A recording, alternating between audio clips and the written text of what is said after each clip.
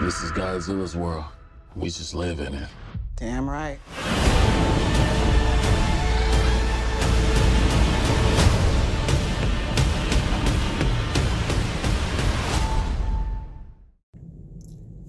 What's going on, everybody? I am here to do a review for Godzilla King of the Monsters. When I found out that they were doing another Godzilla, I was kind of skeptical because the 2014 one left a lot to be desired. And this one is actually a sequel to the previous one. I wasn't sure if it was going to be like a whole new movie or anything like that, but based on how the movie was running, it pretty much is a sequel to that one, but just with brand new characters. And of course, the Godzilla character himself and all the other monsters. So basically, in this movie, it's a fight for survival, and basically a survival of the fittest, and so to speak. Forgive all the horns, I'm currently in a garage right now. And basically, you have Godzilla and all the other monsters, and they're basically fighting for dominance. Basically, the two main monsters that's going against each other is Godzilla and King Ghidorah, which is basically a three-headed dragon. And I like that they brought those particular characters in, like the new ones, like King Ghidorah, Rodan, and Mothra into the mix. And they also showed some other monsters in there, but you weren't too sure who they were because they really didn't get that much shine. But they're setting up for something, like for a series of films.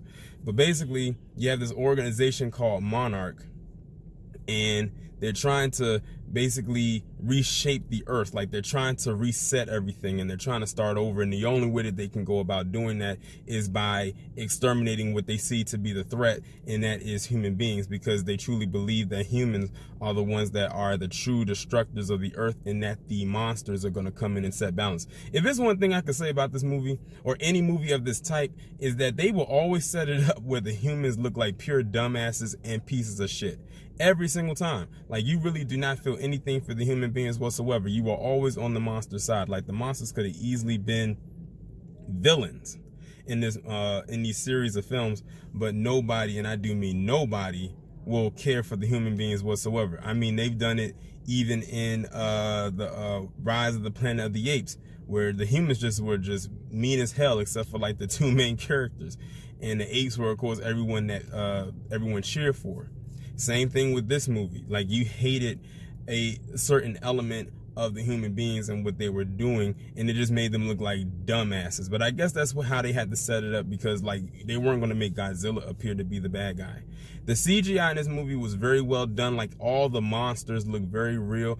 Oh, by the way, I saw this movie in IMAX because I needed to see and hear everything, and the sound in that theater was phenomenal. Like, it was like literally sound behind me to the left, to the sides of me, and of course coming at me.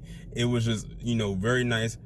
Visually, it was amazing. I just really loved how everything looked in this particular film. I'm glad that they did not kind of sideline Godzilla's character like they did in the first one, or the one that came out before this one. I think this might be one of the better Godzilla films that they have come out with in recent years, because one of the issues I had with the one before this one is that they pretty much sidelined him. If y'all remember Blade Trinity, Blade, that's supposed to be his film, but he got sidelined by Jessica Biel and Ryan Reynolds' character in his own film, and that's what they did in the previous Godzilla film. But I'm glad that they didn't do that in this one. He got way more screen time than they did in the first one, because in the original one, it took them a good almost hour to even see his face or see him do something.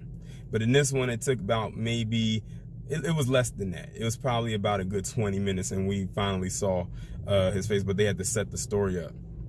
The acting was good. I can tell that there was a lot of water involved. There was a lot of rain, there was a lot of water. So the actors on the set, they had to deal with being a wet more than dry in this particular film. And I realized something. How come in all these type of films, and I said, and it's an observation I made, in all these Godzilla films, there's always some element of rain and some, you know, of some sort. They did it in the Godzilla movie that came out in 1998, the one that came out in 2014, and now this one that came out in 2019.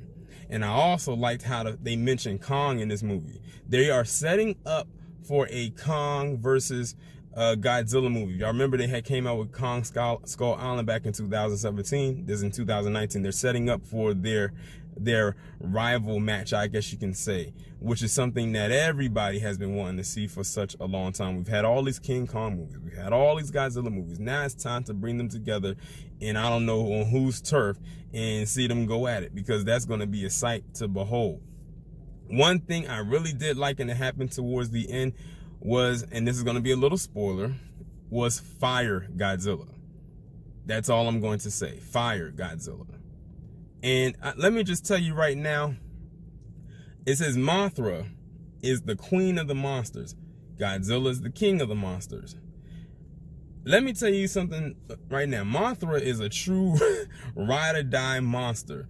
It was something that monster did in this film that defines that terminology of ride or die, which nowadays has gotten lost in translation and pretty much jumbled up into a whole bunch of other things. But it's something that monster did. And if you go see the movie, you'll know exactly what I'm talking about. But I'm not going to tell you what she did. But really, all in all, I really enjoyed the movie. The movie was good. It didn't bore me. It didn't drag like the one before it did. Excuse me.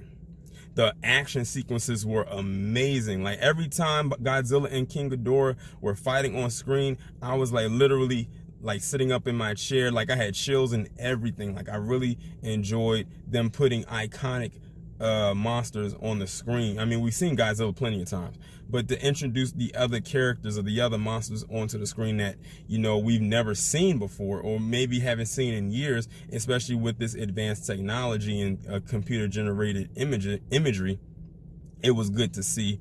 I can tell this was a budget well spent, because it showed. It really did. And I can tell that I like that they shot on different locations. They didn't shoot all on a green screen, because you wanted to make it look natural. And that's what I like to see. I like to see something that's natural. If you're going to be in Asia, shoot in Asia. If you're going to be in Africa, shoot in Africa. Don't like fake it. I mean, like, you can fake a little bit, but don't overdo it.